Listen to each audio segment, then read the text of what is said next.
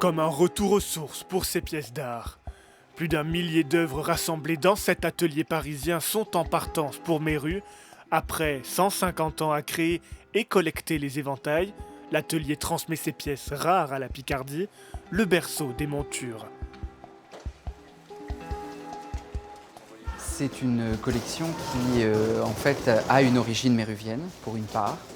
Tout le fonds de tabletterie, d'éventail, c'est-à-dire la fabrication des montures, est originaire du territoire de l'Oise, autour de Méru, des villages de l'Oise. Donc c'est la raison pour laquelle scientifiquement le projet était viable. 4 mois de chantier pour tout déménager. Les pièces les plus précieuses sont déjà dans l'Oise. La salle d'exposition sera reconstituée au musée de la Nacre de Méru. Les murs, les sols et les moulures font aussi partie du voyage. Chaque geste vise à prendre soin de ces vestiges d'art méconnus. L'objectif était de récupérer cet ensemble comme une forme d'unité écologique où l'on reprend tout l'ensemble des collections, des objets, du fonds artisanal, de façon à restituer cette atmosphère qui est très particulière puisqu'on a à la fois dans un appartement un lieu de création, un lieu de fabrication, d'artisanat, d'art et de présentation de collections.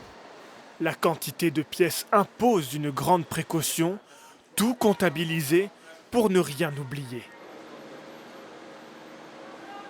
700. C'est un travail de fourmi pour essayer de dépoussiérer, de se concentrer sur les objets, de les inventorier, de les numéroter, de les suivre, de les emballer. Et ça, millimètre carré par millimètre carré, parce qu'il y a des éléments très petits. Avant d'exposer ces objets d'art, le musée de la Nacre et de la tabletterie de Méru doit s'agrandir.